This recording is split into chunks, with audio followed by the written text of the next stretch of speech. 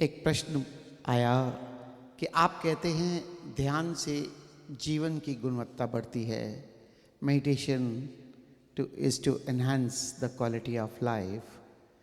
How consciousness or experiencing the consciousness will enhance the quality of life? ये जो चैतन्य की अनुभूति है, इससे जीवन की गुणवत्ता कैसे बढ़ेगी? कहीं ना कहीं ये प्रश्न जो कल प्रश्न मैंने उत्तर दिया उससे मिलता जुलता है, लेकिन फिर भी गुणवत्ता बढ़ेगी कैसे? आज अपने जीवन पर दृष्टि डालो। सब लोग ब्रेकफास्ट करके आए हैं? सही मायने में कितने लोगों ने ब्रेकफास्ट किया? हाथ खड़ा करो। समझ गए ना सही मायने? That you are aware of the taste, you are full of love and gratitude. बनाने वालों ने इतने प्रेम से नाश्ता बनाया और हम उसको ग्रहण कर रहे हैं शरीर के लिए भाव से। ये गुणवत्ता बढ़ाती है। मैकेनिकल लाइफ का जो पैटर्न है, जैसे ही आप अपनी चैतन्यता की अनुभूति करते हैं, वो मैकेनिकल पैटर्न आपका ब्रेक हो जाता है। Once you experience this consciousness, that means you are conscious. Now, like I have asked the question, how many of you had a breakfast in the morning? Many friends raised the hand. That means actually you have a breakfast, means you have just be aware of the taste, what you are eating, having love and gratitude for the people who made that beautiful breakfast for you. This pattern will enhance the quality of life because you are now conscious, you are not mechanical. Normally in the day, what we are doing all the activities, and especially the activities which we are repeating. Now the second question is, how many of you have taken bath today? Now this is actually the consciousness, this is the quality of living. Are you really aware of the water on the skin, on the body? These small things matters a lot to enhance the quality of life. It is not enough to be under shower or taking bath. You are doing something, even the small actions. When you are aware of your consciousness, you are conscious in every small or big activity. जैसे मैंने पूछा कि कितने लोग आज नहा के आए हैं, तो नहाना केवल मैकेनिकल ना हो जाए। ज़्यादातर क्या हो रहा है, काम पे जाना है, भाग रहे हैं, समय नहीं है, खाते समय मन कुछ और सोच रहा है, नहाते समय प्लानिंग चल रही है कि आज दिन में क्या करना है। अपने जीवन पर हम खुद दृष्टि डालें तो हमें पता चलेगा कि हम कर क्या रहे हैं। और शाम को एक प्रश्न उठ जाएगा, पूरा दिन अगर देखोगे कि क्या सच में हम जी रहे हैं, इस पे भी प्रश्न उठ जाएगा। Actually are you really living the life, और it is just moving like a machine? So this is actually the experience of consciousness which will enhance the life. ये जीवन की गुणवत्ता बढ़ेगी। कोई भी काम मशीन की तरह नहीं है, जागरूक होकर। दूसरा इससे क्या आएगा, जैसे ही जागरूक हो जाओगे भीतर शांति होने लगेगी। अब कोई पूछे कि चैतन्य की अनुभूति से शांति का क्या लेना देना, तो मैं आपसे फिर पूछता हूं, क्या आप प्रेजेंट मोमेंट में होते हैं? आपको अशांत कर कौन रहा है? मन ही तो शांत कर रहा है। कल मैंने फियर की बात की, परसों। फियर कहाँ से आ रहा है? विचार से। तो जब आप अवेयर ही नहीं है, जब आप लिविंग मोमेंट टू मोमेंट में नहीं आओगे, तो इसका मतलब क्या है? आप कहीं ना कहीं पास्ट या फ्यूचर में उलझे हुए हैं। और पास्ट और फ्यूचर आपको क्या क्या दे रहा है? ज्यादातर खुशियां नहीं देता, क्योंकि बहुत कम ऐसे विचार होंगे कि आप फील करें हो आप बहुत आनंद में हो, ऐसा विचार नहीं आएगा आपको। विचार कौन से आएंगे? चिंता देने वाले, कहीं ये ना हो जाए, अगर ऐसा ना होता, ऐसा होता तो ज़्यादा बेहतर होता। मतलब आपको अशांत कर रहे हैं विचार। तो दूसरा महत्वपूर्ण बिंदु क्या निकलेगा इससे? आप शांत हो जाओगे।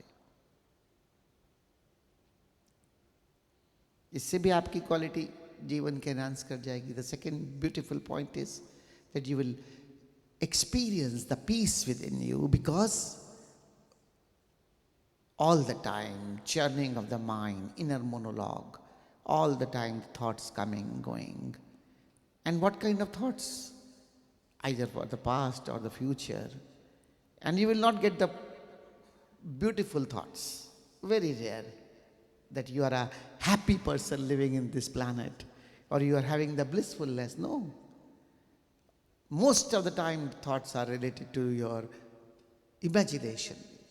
If this has not happened, if this happened like this, I will be more comfortable, or some worry is coming, or what will happen if I lose money, what will happen if I will don't have money, what will happen if somebody dies whom I love so much. These kinds of things. And these all bullshit. This is the mind crap. Is disturbing you actually. And this disturbance is actually causing a problem, and you are not in a peace. You are not in the silence. और तीसरा महत्वपूर्ण बिंदु क्या है? अब आप moment में आ गए, इस पल में। अब रचनात्मकता जीवन में आ जाएगी, क्रिएटिविटी। कैसे रचनात्मकता आएगी? मान लो खाना बना रहे हो, लेडीज है खाना बना रही हैं, अब उसी मोमेंट में बना रही हैं, अब वो कृत्य आनंद में बदल जाएगा, क्योंकि आप होशपूर्ण ढंग से हर काम कर रहे हो। आप ऑफिस में काम कर रहे हो, पूरी तरह से वहीं हो, आपके काम की क्वालिटी बेटर हो जाएगी। आप काम की क्वालिटी को बेटर करते ही उसको एंजॉय करने लगोगे। And the third most important thing is, after this you have it, the creativity and blissfulness. Because when you are living in this moment, you start enjoying the work. You start enjoying the work. You are doing the work with all the creativity, and the blissfulness will arise from that creativity.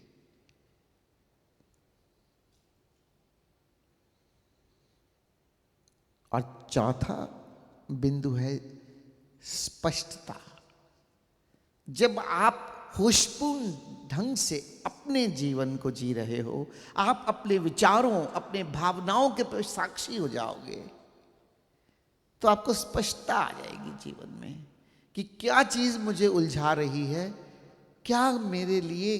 आपके पास के अनुभवों के आधार पर आप अपने decision लेने लगोगे, आपको क्लैरिटी मिल जाएगी, और उससे आपकी कार्यशैली भी इंप्रूव हो जाएगी, आपकी जीवन शैली भी इंप्रूव हो जाएगी, और भीतर कोई कंफ्यूजन नहीं होगा। अन्यथा क्या होता है, एक तरफ तेरा घर, एक तरफ मैं कदा, तेरे दर से उठा तो किधर जाऊंगा, मैं कदा छोड़ दूंगा तो मर जाऊंगा। Always duality. ये डुअलिटी जो है, यही तो, ये द्वंद्व मुझे उलझाता है। और जब मैं होश में हूं, कोई भी निर्णय लूंगा स्पष्ट होगा, फिर उसके जो भी परिणाम हो उसे आनंद से स्वीकार भी करूंगा। ऐसा नहीं होगा कि मुझसे ऐसा क्यों हो गया, या मैंने ऐसा क्यों कर लिया। And next is, you will be have a clarity in you, no duality. Otherwise, your mind is always giving you options, because mind is involving you with itself. And in that duality, you are not able to find out the right thing most of the time, which are coming from your past experiences, because you are aware. So many times you are in such a mess with this duality, what to do, not to do, and this will disturb your life.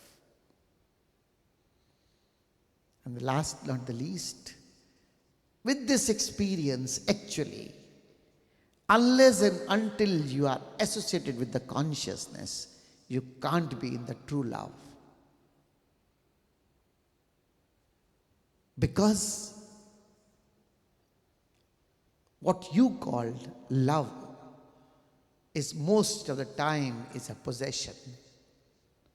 And you are defining this love as a possession, that this is the love. No. Love has no definition. You have jealousy because your feelings are affected this. You are jealous. I love someone, why that person talks to someone, why that person meets someone. The jealousy is arising from you, and your anger and disturbance is coming from that. Because you don't know the taste of your love, where only you have to give, share, and share. Because you are not connected with the source from where pure love is coming. You only know the worldly love. And if love is not pure, you can imagine how quality life you are leading. और अंतिम परिणाम है मेरे भीतर का प्रेम, सच्चा प्रेम। जो प्रेम एक गुणवत्ता है। स्वामी जी कहते हैं, ना प्रेम करना, ना प्रेम पाना, प्रेम हो जाना। और प्रेम जब तक हो नहीं जाओगे, तब तक सच्चे प्रेम को उपलब्ध नहीं हो सकते। और ये प्रेम का होना बिना चैतन्य के साथ तादात्म्य मिलाए हो ही नहीं सकता। क्योंकि हमारी पकड़, हमारी ईर्ष्या, ये हमेशा हमारे प्रेम को कुरूप करते चले जाते हैं, इम्प्योर करते चले जाते हैं, क्योंकि ये इम्प्योरिटीज है। क्योंकि मेरा प्रेम सिर्फ और सिर्फ पकड़ बनकर रह जाता है, चाहे मनुष्यों के साथ, चाहे वस्तुओं के साथ। मैं अपने प्रेम को भी बुरी तरह से खराब करता चला जाता हूं, इम्प्योर करता चला जाता हूं। तो लाइफ की गुणवत्ता बढ़ाने के लिए जब तक ये बिंदु हमारे पास नहीं होंगे कि हमारी लाइफ मैकेनिकल ना हो, हम मोमेंट टू मोमेंट जिए, क्रिएटिविटी करें, क्लैरिटी हो, शुद्ध प्रेम में ना जिए, ये इनमें से कुछ भी संभव नहीं है अगर मैं जागृत अवस्था में अपने जीवन को नहीं बिता रहा।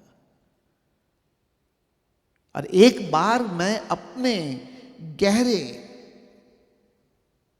जो मेरी शून्यता है, जो मेरी चैतन्यता है, जो मेरी आत्मा है, मैं वही बनकर जीने लगूं, तो ये सब अपने आप व्यक्त होने लगेंगे। क्योंकि मेरा तल ही बदल गया जीवन का। इससे मेरी जीवन की गुणवत्ता बढ़ेगी। बहुत सारी आध्यात्मिक जगहों पर बड़ी बड़ी बातें बहुत होती हैं, और ओशो ने हमें दिया है practical approach for the living.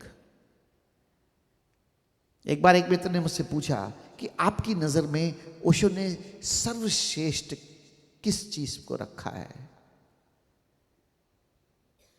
तो मैंने कहा, मेरी नजर में, मेरे अनुभव में ओशो की जो उच्चतम देशना है, जहां उन्होंने रखा है, वो जीवन है।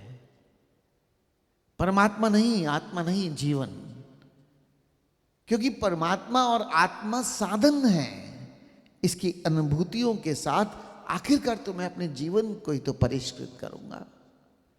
मुझे जीना है अपने घर में, अपने परिवार में, अपने मित्रों के साथ, अपने काम की जगह पर, जो मेरे जीवन की सच्चाई है। अगर वहां ही मेरा जीवन रूपांतरित नहीं हुआ तो मैं इस परमात्मा की अनुभूति का भी क्या करूंगा। इसलिए जीवन की सच्चाई जीवन जीने के तरीके में है। और जब तक मेरे जीवन जीने के तरीके में रूपांतरण नहीं होगा, तब तक सारी साधनाएं दो कौड़ी की है। सिर्फ और सिर्फ अहंकार, मैं एक मेडिटेटर हूं, मैं एक आध्यात्मिक व्यक्ति हूं, मैं ओशो का शिष्य हूं, ये भी ब्रांड बन गया है आज के टाइम में।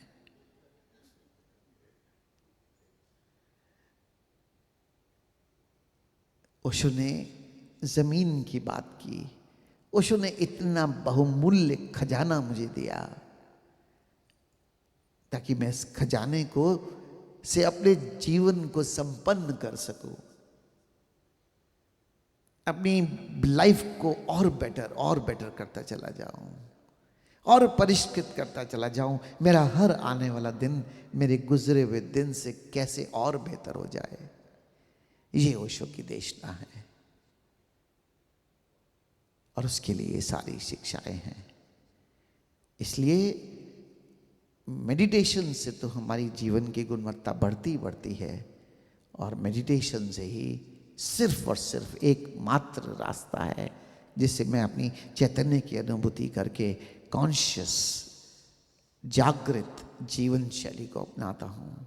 And this is the only way what Osho has given to us to experience this consciousness. And this is a meditative living by which I will enhance my quality of living. Every moment, every new day of my life should be better than what day is passing now. And this can happen. This is the reality, because this is the treasure what Osho has given us. With this I can make my life a beautiful living. So beautiful that there's no limit to beautify. Keep on beautifying, keep on beautifying.